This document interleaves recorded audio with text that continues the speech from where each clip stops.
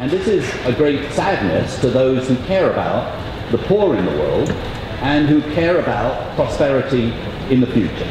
Because whether we like it or not, climate change is here, it's going to get worse, and it is the poor that are going to suffer most, and it is unacceptable that it has the place it has on the political agenda today.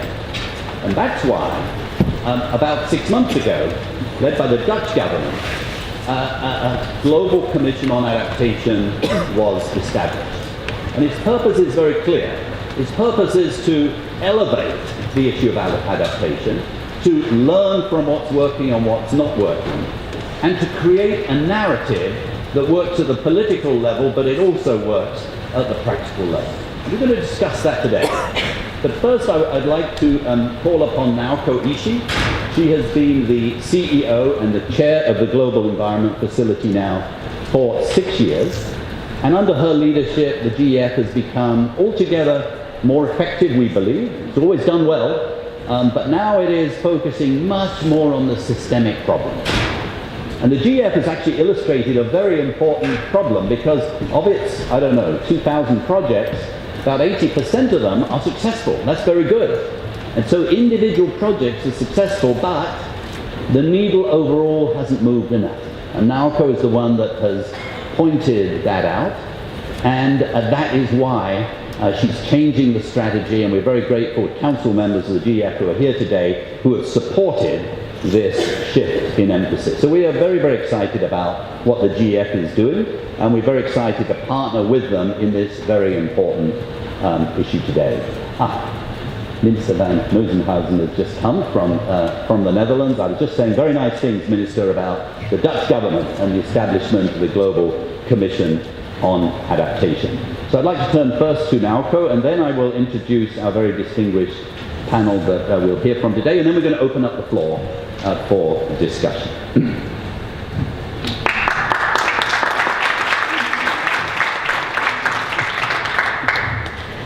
Very good afternoon to everyone. Thank you so much for coming. Well, when I come to COP, I usually come with a sense of mission, passion, commitment, dedication, and always a kind of excitement to get things done together. I arrived at Katowice this time quite a different sense, and I really want to be honest with you. I came here with a sense of anxiety, sense of frustration, a bit of a sense of despair. The reason is maybe you understand that we are not really winning the war against the climate change. And what's more frustrating thing to me is that despite the fact that we know we are not, as of time, we are not winning the war, it seems we have been really struggling to how collectively we can get us back on track. So that this current situation really made me think that how best we can address those challenge of the climate change, both mitigation but also adaptation. The very recent report of 1.5, recent IPCC report on the 1.5 degree very clearly sent the message that we need a transformational change, unprecedented transformational change at every aspect of our economy and society. And this actually means that we need to really change our approach at both mitigation and maybe adaptation. And as Andrew mentioned, that we are actually looking at our own portfolio and knowing actually that 4,000 projects, and each of them kind of rated 80% successful, but somehow it really didn't add up to the bigger picture, that it's not really good enough to turn around this system change, which we all need to fight against the climate change. So that we actually come up with this new strategy that how we, the small GEF, can catalyze the system change to the some big picture, like an energy transition, but the food and land use system, and then the sustainable city system, and how to do the circular economy better. So this is actually the GEF's new strategy. And then the interesting thing about food and land use system, which is maybe very close to your heart, this audience, but in order for us to do this food and land use system really sustainable, it should really address this adaptation challenge we are facing. But when we talk a lot about nature-based solution, our land sector can provide 30% of the solution to the climate challenge. At the same time, we also need to acknowledge that, admit that, even that we were eroding this capacity of the nature to provide the nature-based solution. That we are actually approaching very close to the tipping point to the Amazon, that the Amazon will become that from carbon sink to carbon source, unless we really arrest what's going on in this Earth ecosystem. So that the ocean also becoming the carbon, from carbon sink to carbon source. So this challenge of this and how to transform our key economic system, it's so urgent and so unprecedentedly important. But all of this also that sends a message to us that while we were working this transformation of the key economic system, we also need to think about, do we need to do something better for the adaptation side? That this really poses a lot of challenge on us. That the negative impact of the adaptation have been held every day these days, and we really need to redouble our effort on the current adaptation. But this entire picture actually challenged me and thinking, do we really need to think? Don't you think that we need to think that we may have to have a kind of contingency plan in case we were not really able to get us back on track of the 2 degree or 1.5 degree world. So that how come that what kind of system we may have to prepare ourselves that how to feed the population of the 9 billion going forward, that where to grow the crop, what to the kind of crop, and where we build the cities and the suburbs, the town that in the new world, which we may not want to see, but we may enter into that world. So it's a bit of a challenge to everyone, in my view. So that when we think about the new thinking of the adaptation, in addition to what we have been doing, and we want to continue to do the important adaptation work, there are 3 things I'd like to actually ask a question for you. That how the tomorrow's adaptation strategy may be different from today's adaptation. Number 1, the system thinking. Currently, the system thinking seems to be the monopoly of mitigation area. We always think that how to catalyze that food system, how to catalyze energy transition, how to catalyze the city system, but we may need to think that how prepare ourselves for the another system change for the adaptation world, that how so in this one, the science and information should tell us much more clearly that if we fail to deliver this 2 degree or 1.5 degree world, what kind of that world we are entering into, and what kind of a contingency plan we may need to prepare ourselves. So that's number 1, system thinking for the adaptation. Second, maybe area that how the tomorrow's adaptation may be different from today's adaptation. It's actually international cooperation. Somehow we are still in this dichotomy or a kind of conventional thinking that mitigation requires a lot of international cooperation. Adaptation is more like a local and in its context. But maybe if we go to much more system thinking, we may need much broader, much deeper international cooperation to think about how to establish the system going forward. So that's the second point. And the last point, how tomorrow's adaptation may be different from today's adaptation is that again this dichotomy or the taxonomy or maybe the very typical thinking is it's easy to get the money, the private sector money into mitigation, and the adaptation needs to be financed through public sector. We need to challenge this kind of conventional wisdom. that we need to really involve that private sector and spur the private sector to spur their innovation, that how to really fund, what is their role in the adaptation. So that well, on this one we have a small but important success last year. We joined that Lightsmith group to establish that club, which is a private equity fund solely dedicated to adaptation, which has been very, very successful. And on our side, we actually introduced a new challenge program to continue to actually encourage the private sector to think about innovative the method of financing the adaptation. So these are maybe 3 different things I'd like to just pose in your thinking. I know it's a very provocative, but the first, system thinking to adaptation. The second, international cooperation, particularly maybe role of science and the information. The third, how to leverage the private sector. So it's just my proposal to really shake the world a little bit. But then I just want to conclude by saying that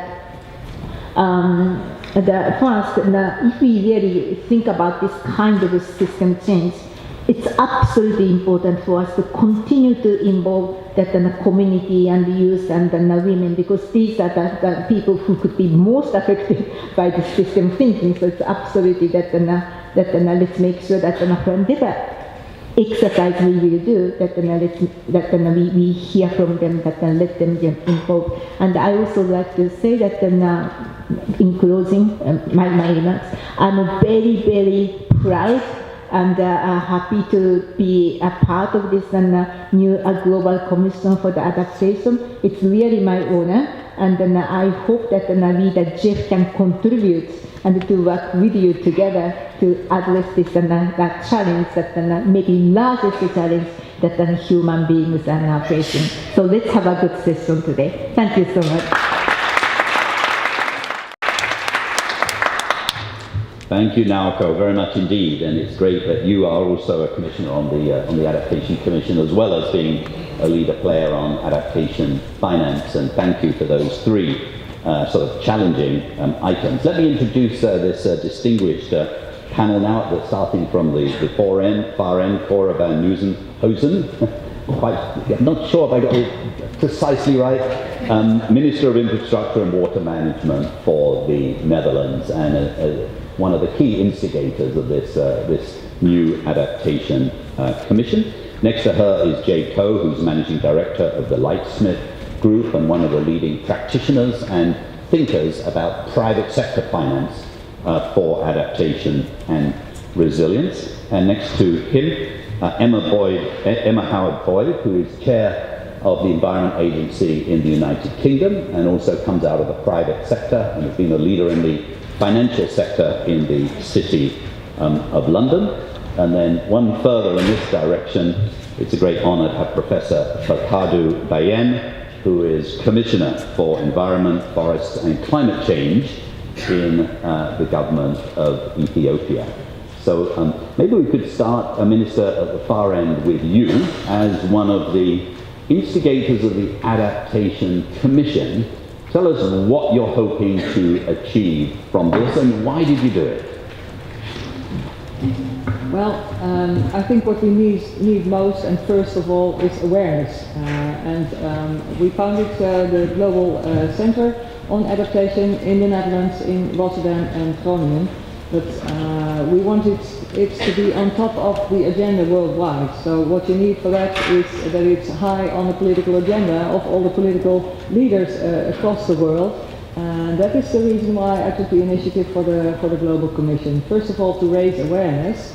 And once that awareness is in place, of course, immediately all the political leaders feel also the responsibility to act, to actually do something, and that is what we are working on, because we all know that even if we, and I sincerely hope that we do achieve the Paris goals, but even if we achieve these goals, we still are in trouble. We still have rising sea levels, we still have more extreme weather, so we need to be prepared. Like it was just said, we have to have our contingency planning in order. We really need to do that, and if we talk about finance, we all should also acknowledge that if you wait for the disasters to happen first, whether it's flooding or drought, fires, whatever, if you have to repair that afterwards, it's 4 to 7 times more expensive than if you take the right precautions upfront. So, first of all, the awareness. I think we are all working on it here in this room, and then of course we have to take action and plan the right actions. Thank you. It's great, thank you so much, Minister. You mentioned the Global Centre for Adaptation, which is a very exciting new centre, as you said, based in Rotterdam. Patrick Verkoyen is sitting on the front row. He's the Executive Director. You might just stand up. I think everybody knows you already, but watch this space, because this new centre is going to play a very important role. And the Global Centre for Adaptation, together with the World Resources Institute, has the privilege together of being the managing partners for the Adaptation Commission. Maybe we could turn next to Emma. Emma, you're a busy person. You work in finance, you chair the UK Environment Agency, but you chose to join the Adaptation Commission and to some extent represent the United Kingdom, at least they would like you to do that. Why did you join, and what are you hoping to achieve? Thank you, Andrew, and it's absolutely brilliant to be here today. It took me no time to decide that I wanted to be part of the Global Commission. The UK faces all manner of threats from the physical risks of the physical effects of climate change, and the Environment Agency in the UK leads our work on environmental regulation, but also flood and coastal risk management. And we already have a very, very strong partnership with the Dutch government working on this from a very practical level. But my background in finance, and I was part of the UK government's Green Finance Task Force earlier this year, has really made it very clear to me, something that you've said already, Andrew, that adaptation resilience is the correlation of the global agenda around how we deal with climate change. So when I was asked to be part of the Green Finance Task Force, I said I would do it to bang the adaptation and resilience drum. And that meant that initiative, which was championed by our business department and our finance department, also had representation from our Department of Environment, and the adaptation agenda is very much there. This has to be a global initiative. And from my time in the finance sector, it's become very clear to me that we can't be dealing with adaptation and mitigation in separate channels. We need to make sure that they are absolutely integrated in the way that we are making our investment decisions today, and we have a huge amount to learn from those parts of the world which are experiencing very extreme weather events, to make sure that those where we're going to see it in years to come act more quickly on the learning that has already taken place elsewhere in the world. So a very easy decision to be part of this. We need to be all collectively banging the resilience drum very loud and very clear, in a way that brings it all together. Thank you so much. That was terrific. Maybe we turn to Professor Bayen next as Commissioner, essentially the Minister in Ethiopia. Before this ministry, he was Minister of Livestock and Fisheries, and before that, leading Professor on Resource Economics, and has actually done an incredible amount of research on pastoral systems, how they adapt, issues of water, and so on. Your government is one of 17 governments that's sort of sponsoring the Global Commission, and you're also doing some pretty interesting things. Say a word. Thank you very much. I would like to thank the organizers of this session. It's very important, and I'm happy to be part of this forum. I will only share you some important story in Ethiopia, particularly when we talk about adaptation. We know the importance of strong local governance. When it comes to my country, in fact, no one is immune from the impact of this climate change, except the magnitude may vary, or the time may vary. In the case of my country, to increase the adaptive capacity and to build resilience, different actions and interventions are necessary. And In the case of Ethiopia, we developed a national adaptation plan during the year 2017. The national adaptation plan has its own national priorities and identified intervention options. During the development of the plan, we tried to engage different entities, including the local actors. Now we are at the prioritization phase before the implementation of this plan. And we let the regional and also sub-regional and local governance to prioritize and customize as per their socio-economic situations. Ethiopia is a very diverse country, and it's a federal system. We have local government and federal government. So all are expected to prioritize their needs. The priorities and intervention options for one local area may not work for the other area. To prioritize the intervention options, they should know the vulnerabilities, the type of risk, by using the scientific and indigenous knowledge. While for local people it's not easy, as we are saying, there needs to be capacity. We have to build the local capacity. The best way to act on the impact of climate change is mainstreaming into the different plans, policies, programs, and others. Bottom-up approach of planning is the best way. In this regard, unless we establish a strong local governance, it cannot be well addressed across all the vulnerable sectors. The best way of capacitating the local governance are continuous and specific awareness creations, developing customized guidelines and checklists, allocation of inner finance and support, transferring best available domestic and international technologies are very important. With limited capacity, it's difficult to deliver as per the scale. Therefore, there should be a strong capacity building to upscale the level of implementation and the future prediction based on reliable and well-managed data.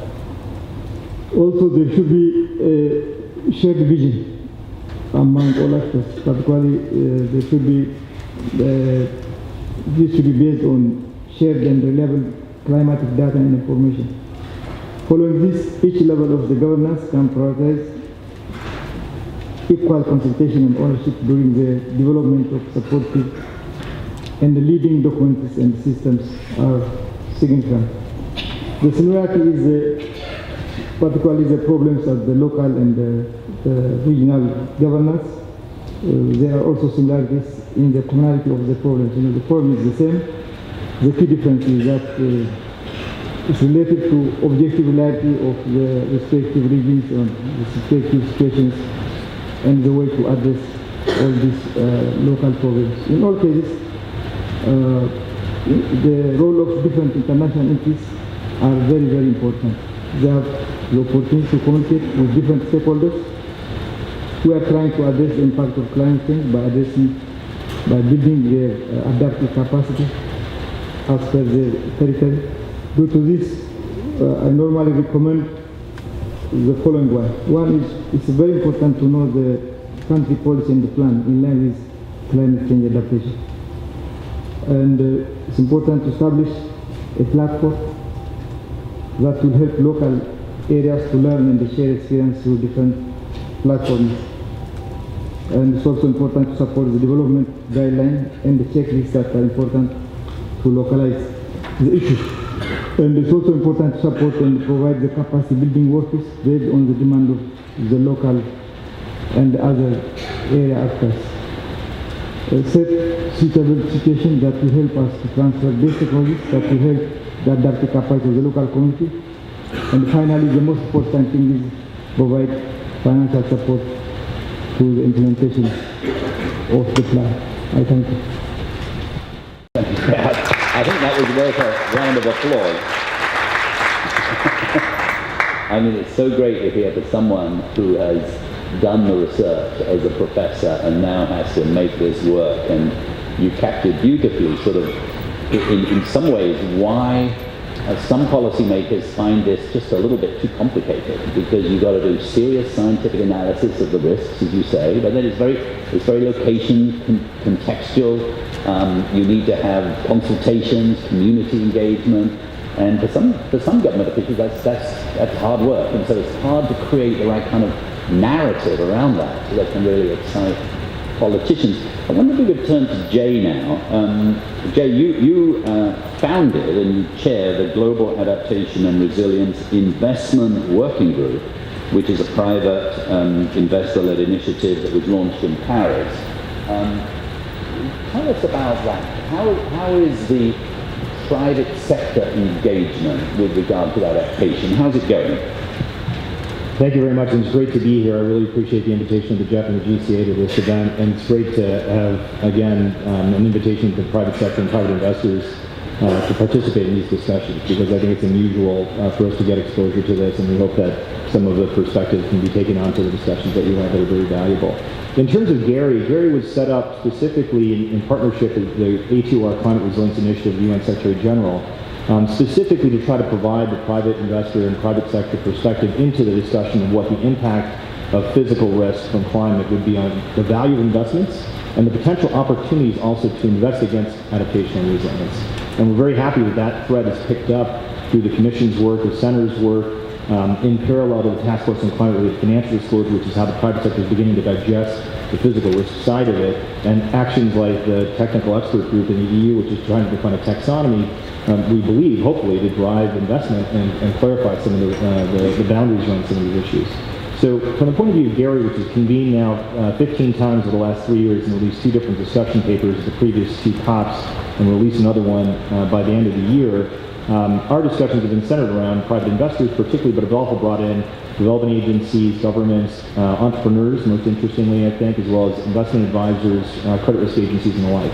And the current, I think, experience over the last several years has been very promising, because I think the private sector is now quite well aware that in addition to the human tragedy and cost, which is the first and most important impact we should be aware of from the effects of climate change, there is a real physical, economic, financial risk now that is being felt across the economy. So you get an exacerbation of impact on the supply chain, on infrastructure, on the water sector, on the agriculture sector, particularly in developing countries, the energy sector, financial volatility, and the expectation is that's simply going to increase now. So I think the big moves have been this focus now on actually analyzing that risk, and I think there's a real opportunity through the Task Force on Climate-Related Financial Disclosure, the work of the Commission, the work of the EU TAG, and other activities that could harmonize an approach to have a common language. Let's have a metric system, let's say, that both the public and private sector can use to analyze these kinds of risks. Let's agree on scenarios. That's what the private sector has consistently been asked for. That's what our reports out of our discussions have explained. And also an increasing awareness that there is now a really meaningful need to invest. Not only are public sector assets at risk, municipalities, subnationals, and vulnerable communities, private assets are at risk. And they're the same risk, and they're interconnected risks.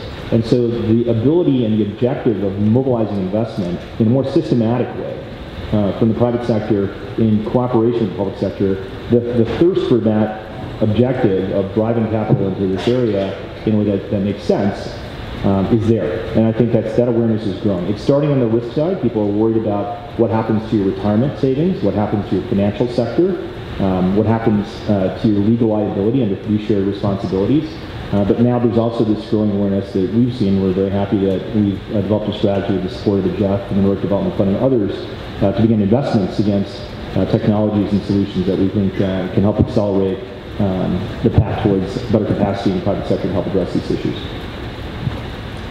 Thank you very much indeed. Whilst these are not speeches, they're so good, they're worthy of applause, and you don't need to keep applauding, but that was great. Thank you so much. Jay, Emma, I wonder if I could ask you also about private finance. You come from the city, you've had a distinguished career there, you also chaired a lot of risk management committees, you've chaired the Flood and Coastal Risk Management Committee.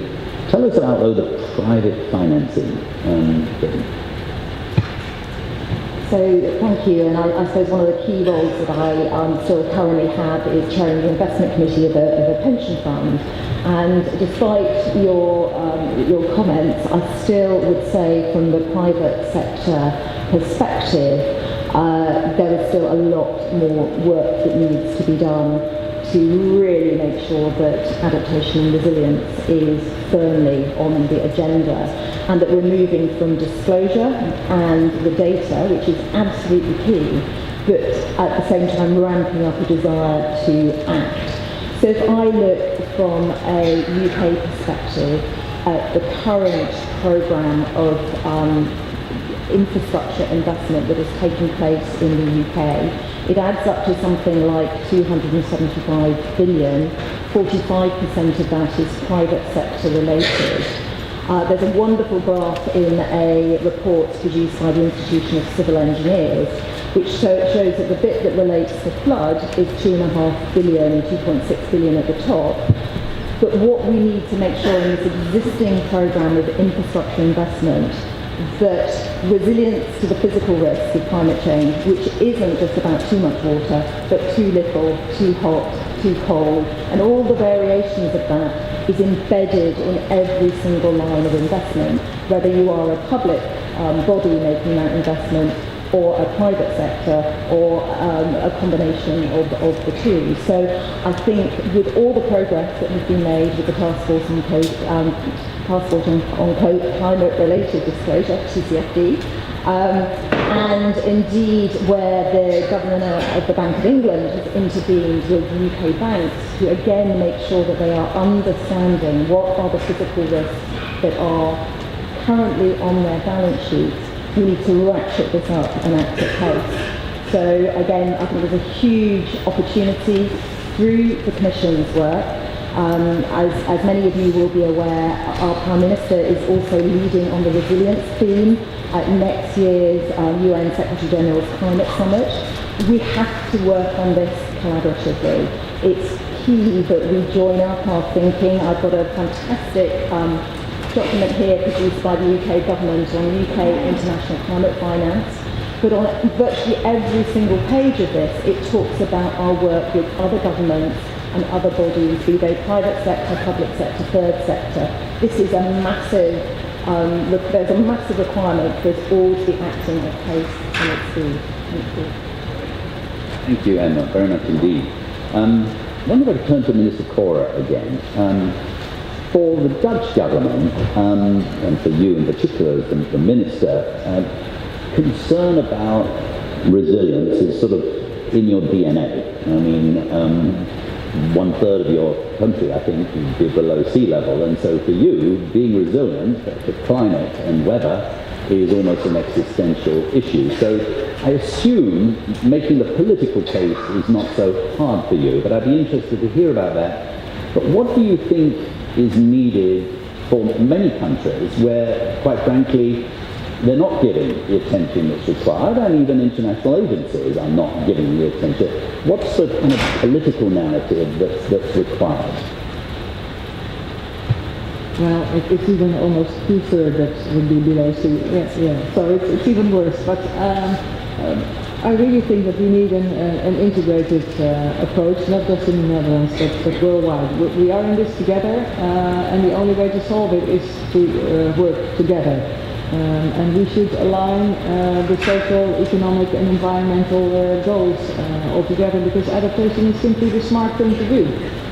To give you one example, in Bangladesh, the Dutch government has also been working with the Bangladeshi government on cyclones. Together with them, we achieved an early warning system. There were cyclone shelters were built, evacuation plans were drawn up. There were coastal embankments, there were reforestation schemes. We raised public awareness, and the result of that is that cyclone mortality is 100 times less than 40 years ago. So that's just one small example. And in the Netherlands, because we have been at risk of flooding our whole history, it's really in our DNA. It's what we call the triple helix. It's not just the national level government and provinces and the local municipalities, but also the special water boards that we have. That's on the public side, but we have also a long tradition of working with the private sector and also with knowledge institutions.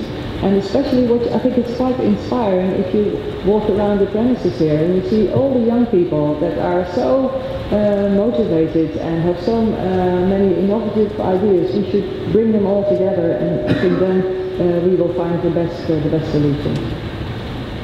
That's great. Thank you so much, Minister. Naoko, I mentioned before that you have many projects. You modestly didn't really talk about them when you gave your opening statement. But you have 2 funds specifically for adaptation, and even at this meeting, you've received additional funding and so on.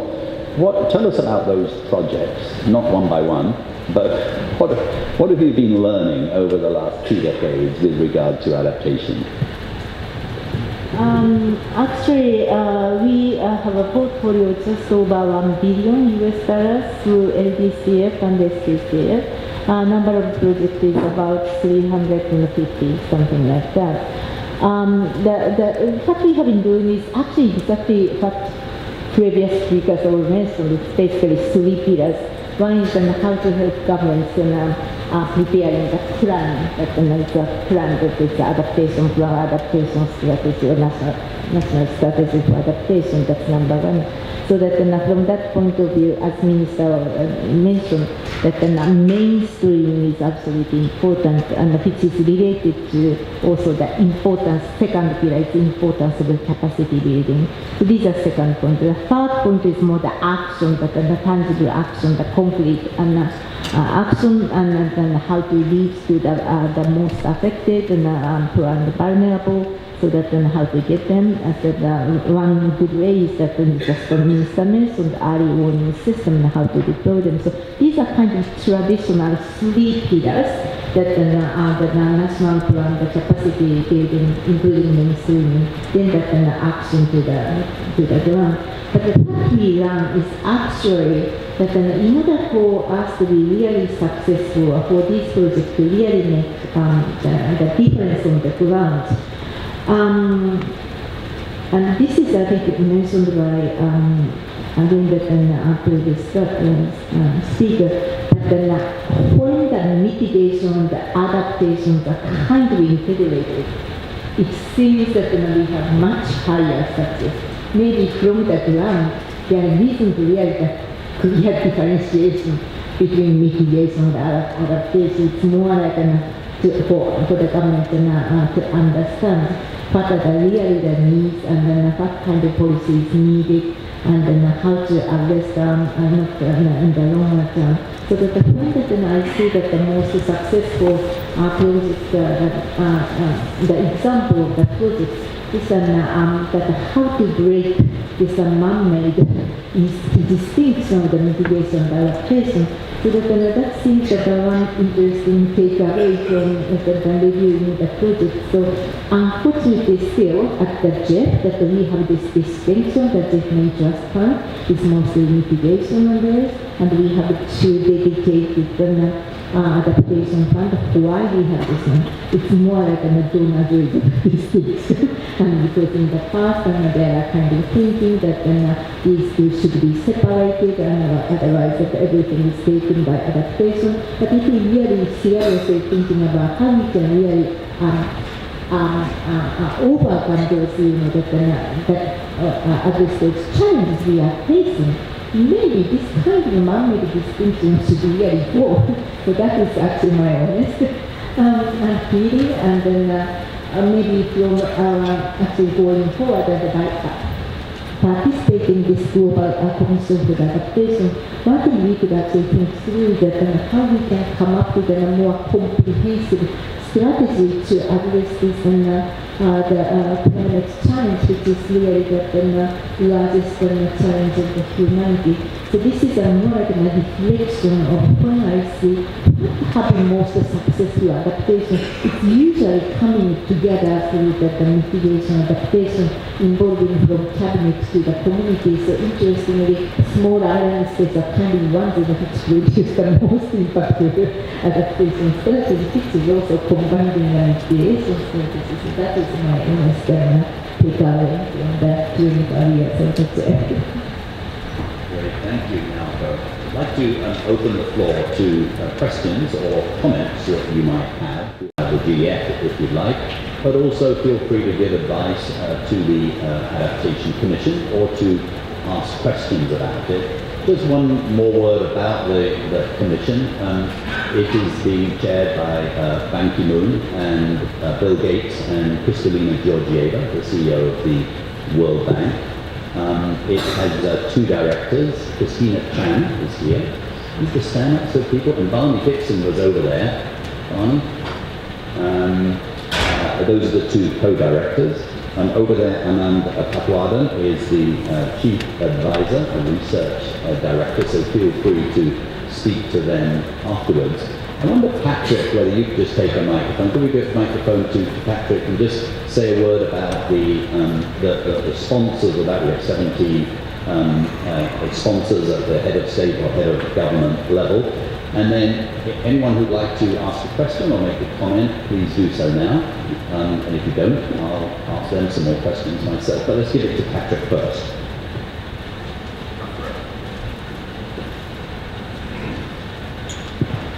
Well, thank you, Andrew, for giving me the opportunity to say a few words unexpectedly. Before I say something about the sponsoring governments, I first want to pick up on the point which Oka raised at the beginning about this notion of despair and anxiety. I think we all share that notion of despair and anxiety. But at the same time, when you listen to the stories of today, I have the sense we are sort of at the beginning of a transformation, of a revolution on adaptation. For example, the Global Center on Adaptation is headquartered in Rotterdam. If you walk in Rotterdam, you see these adaptation solutions around you. It's basically smart city planning. Last week I had the honor to visit you, Honorable Professor, in Ethiopia. I traveled to the north of Ethiopia, and there you see smallholder farmers, on the one hand in dry countries, but with very simple interventions. Watershed protection, planting trees, you saw the doubling of crops. So I think lots is happening also in the adaptation space. And I think success or failure for the Commission is whether it will be able to accelerate this transformation. Scale and speed, I think, are the critical lenses for the Commission's work in the next few years. Then on the conveners, many questions which you may ask, which we've been asked, which you, Andrew, maybe asked, whose Commission is it? Yes, I mean, it's logical, I would say, that the Dutch government is a leader in this space, historically, but also in today's world. But it is also very important that this is a broad movement. So I think we're terribly honored that we have 17, as you said, Andrew, 17 world leaders, from Xi Jinping to Prime Minister Modi, to Prime Minister Trudeau, to Merkel and others, to African leaders, to leaders from small island developing states. They're all in this together because they realize, yes, we're at the beginning of this revolution on adaptation, but the climate is catching up as well. So we have very little time to really make a change. And I think this Commission, with this composition, I'm very optimistic that we will make a change, but we need all of you here in this movement building. The Commission, and Christina and Barney can talk much more comprehensively, has two tracks. One, it will deliver a flagship report, which creates the evidence base. Why does it make sense to invest in adaptation? Why actually it's smart development? Well, to tell that story in a smart way, that was the purpose of the report. When will it be launched? September 2019. The second piece is, why is Bill Gates in this commission in the first place? He never joined any commission. He chose this one. Why? Because it's focusing on action. So the second track of this commission is to establish action tracks, building on existing alliance and platforms and bring them to scale. So it is an extremely exciting journey, and I'm extremely also grateful for you, Andrew, for being not only a commissioner, but also a very hardworking, incredible leader in this space for many, many years. You've learned a lot about the digital economy, and actually, my question to you would be, what's your lesson which you've learned from the past, which you apply to the Global Commission? Okay, thank you. Well, that was great, wasn't it? So I will answer that question, but not right now, because I see lots of people with their hands up. Let's start on the second row, then let's go back to the lady there as well. Yeah, okay. Sorry, I'll just stand up for a second. My name is Rachel Woodhouse, and I'm working with the Department for International Development in the UK. And I just wanted to add perhaps to Patrick's words. So the UK is one of the co-sponsors of the Global Commission. Our Prime Minister is one of the co-conveners, and as you've heard, Emma is our representative. And we're very excited to be working in partnership with the Global Commission. Just to second what people have been saying, what Patrick has said about the urgent need to move this agenda forward. Our Prime Minister has been invited by the UN Secretary General to lead on the theme of resilience for his climate summit, which is happening in September next year. And in partnership with the Global Commission on Adaptation, we see that as a key moment for really trying to shift the dial in the way that people think and the way that we operate around resilience and adaptation. Cora mentioned the need to raise political dialogue and visibility of this issue, and we see the summit as a key moment for doing this, and together we can really take a shift in thinking to that platform. So the reports from the Commission will be key, and we also are working together to try and take to the summit to launch some of these key actions that we think should be systemic. It's not about adding resilience or adaptation onto the actions that we have, but to really bringing a shift in thinking so that it becomes a systematic way of the way that we invest, of the way that we build infrastructure, of the way that we support development. Thank you so much, Rachel. That was great. Back there, and great. Yes. Hello, my name is Marina Gutierrez. I'm from Emory University. I want to build on what was just said by the CEO of the GCA and from Ms. Bushi on the urgency and this concept of system thinking.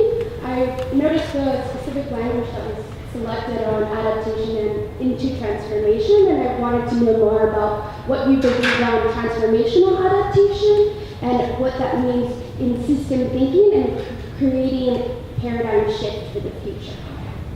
Terrific questions. I hope you're keeping notes of these questions. We'll take a few more, this gentleman, and then in the front here. Okay, thank you. I'm Kaganga John. I'm from Uganda. I'm a smallholder farmer, and also working with smallholder farmers in a Standard Government Association in the Central Region. My concern is that which really match with the theme, moving from today's election to tomorrow's transformation. What I'm bringing to this important meeting that we have two types of experts.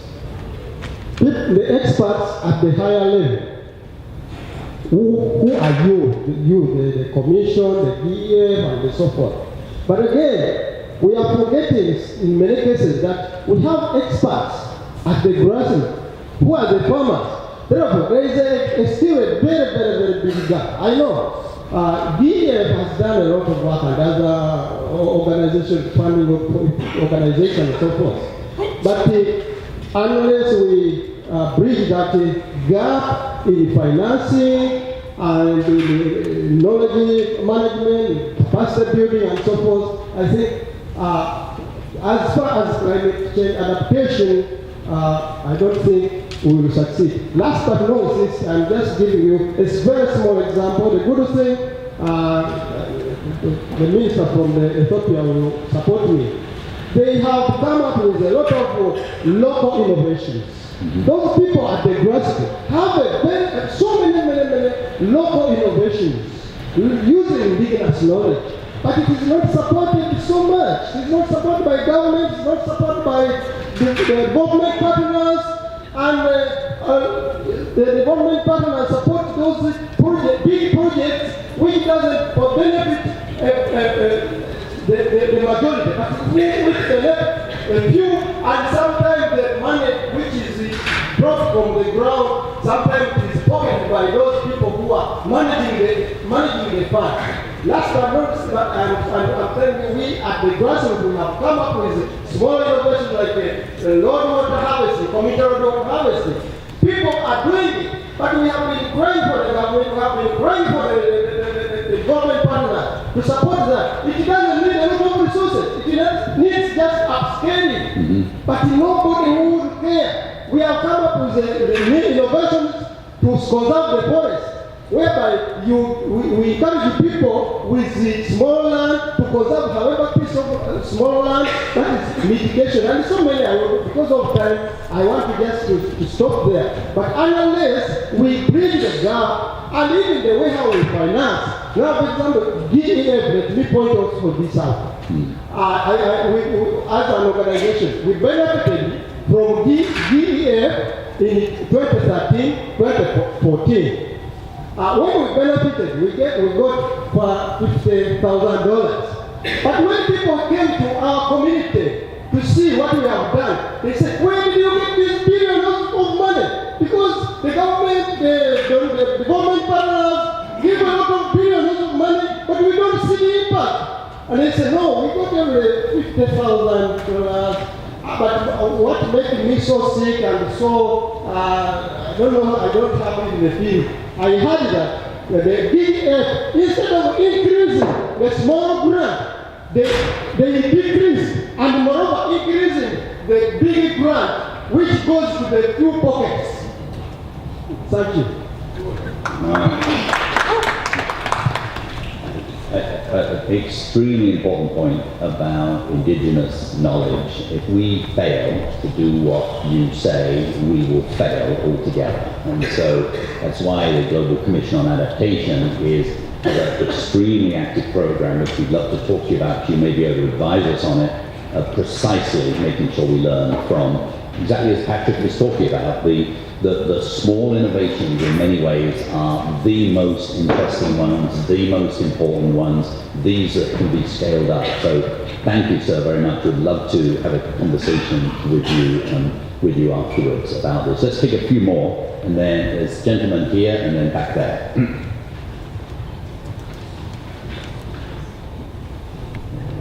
Hello. I am working for United States. Mr. Ndo Mohammed.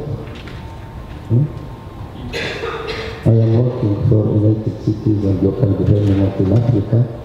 My question is very short because NAPO said that there are three challenges, and one challenge is how to attack the private sectors. And I think my question is for the minister. What we are right now about the metric, because the problem in the adaptation is how to measure the adaptation, the project, because it's very easy for the mitigation project, but in the adaptation project we have a problem to have a metric for that. And you have your Global Center of Adaptation in Netherlands. I want to know what is about this metric in your center. Thank you very much. Thank you very much, sir. Back there. Thank you very much. My name is Gareth Phillips. I work for the African Development Bank. I'd like to thank the panelists for their interventions.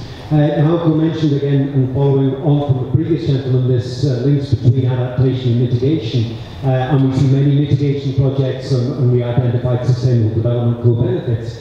But we also think that we can develop many adaptation projects with mitigation co-benefits. Now, this is an area that we've been working a little bit on, and I'd like to draw the Commission's attention to a mechanism that we're developing called the Adaptation Benefit Mechanism.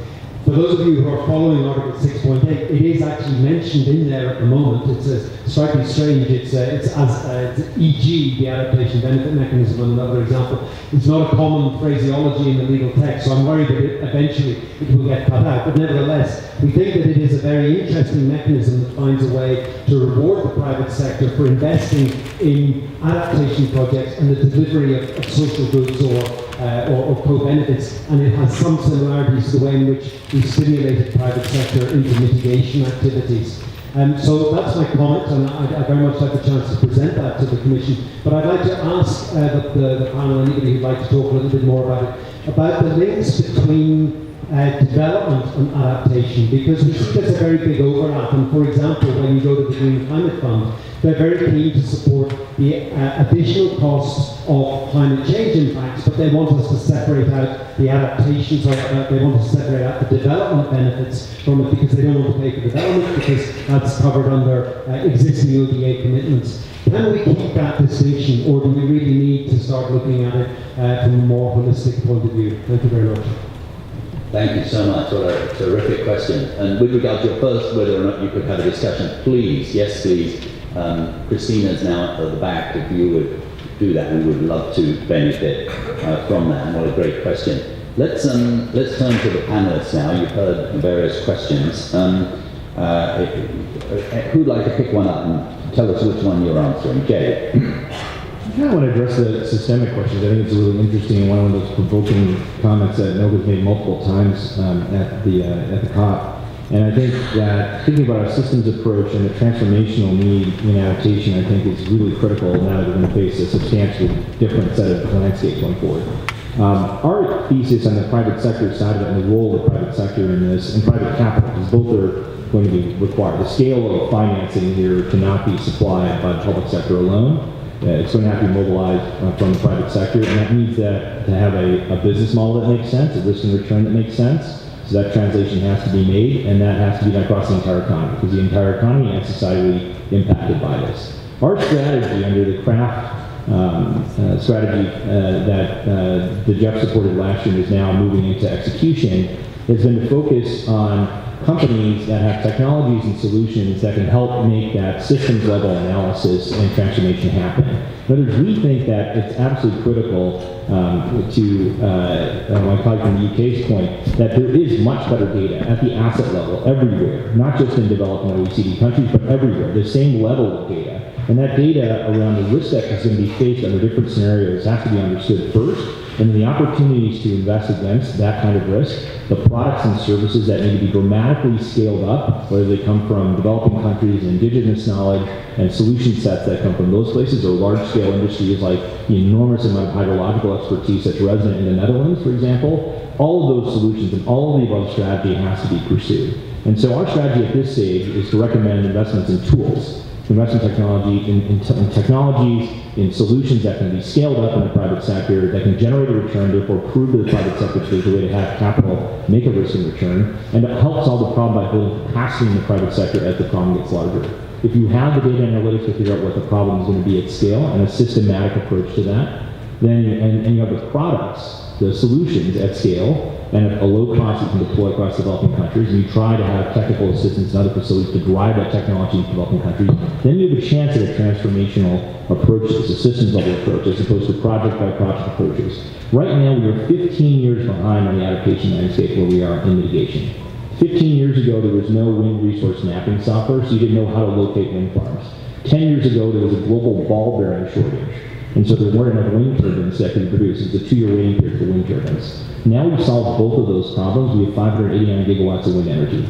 We are at the beginning of that transition. We need to invest in the private sector and partner with the private sector. That's where the technology is going to come from, and the products are going to come from. If we can do that at scale now, then we'll have those things at scale as the problem gets worse. Then we can do a systematic approach to investments and adapt the infrastructure, adapt society, supply chains, help agriculture, help water, help women who are disproportionately impacted by this. Without those tools being invested in at this stage, we will have the same conversation 10 years from now in a worse set of climatic conditions with still a limited amount of information, not enough data, and solutions that are intermittently scattered across the OECD. We need to scale all those up and drive them into developing countries, and that's what our strategy is about, and we think that's the beginning of what multiple strategies and partnership between the public and private sector needs to be about. Thank you, Jerry, very much. Emma. So I wanted to add to that in relation to data. I can think of a few companies that are now publishing in relation to the TCFD disclosure requirements, what additional money they will need to spend to make sure that their businesses are resilient to a changing climate. If I give the example of Bloomberg as a business, they are now saying for a 2-degree scenario, they will need to add 10% additional capital expenditure. but how that money is spent needs to be thought of incredibly differently. Because if Bloomberg has come to that decision on the back of flooding in New York, because their servers were in the basement, what we don't need to see as a result is Bloomberg thinking about its business, its facilities in isolation, because there's no point protecting that building if nobody can get to it or leave it. So when we start getting that data, whether it's about the physical buildings or indeed how we deal with agriculture, we have to be thinking how we apply that in a very different way. It might be cheaper for Bloomberg to link up with others around its facilities to invest not just in the buildings, but in the communities. And I just give that as an example of how we all need to think very differently. In terms of the grassroots, I think wherever you are in the world, you need to look at local knowledge. And that is something that at the Environment Agency, where we are the delivery body for adaptation, we've had to learn that the hard way. And we now put a huge amount of emphasis wherever we are investing in a flood project to make sure that we are working with local communities, so that when we produce a plan, it is with their input. And again, we have lots to learn from local examples to make sure they are relevant wherever you are in the world. Thank you. Thank you very much. Minister? Well, I can only add to that, and I thank the gentleman from Ghana for his passion for this, because that is exactly what we need. And I fully agree that there are two types of experts. You have the experts with a high scientific, technological profile, but you also need the experts in the local communities that have knowledge that has been there for centuries, whether it's about spatial planning and we should bring those together to get the best result. And whether it is big companies or small communities, I think we should spread the examples and mainstream the good examples that show how you can bring that together. For example, in precision agriculture, the data, the satellite images that are available, if that knowledge is available for the local farmer, they can combine it with their own knowledge of crops, etc.,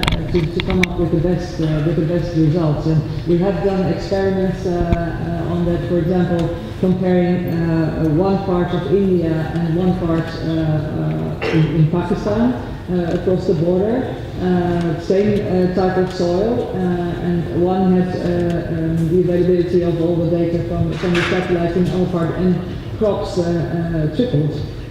So I think that is one thing where you can easily combine the both, and that is exactly what we should do. So local work together with all the technology that we can provide. Maybe one last example: our meteorological institutes. They are also very important for this, not only in forecasting cyclones or extreme weather, but also with the instruments that they have in satellite. For example, I'm very proud of the Dutch example of that. It's called toTomorrow, and it can identify different particles in the atmosphere. Usually it's pollution, and they can even trace where the pollution came from. So that offers all kinds of new knowledge that we can use on the ground, also in the local communities, but we have to make sure that it's available to everybody. Thank you.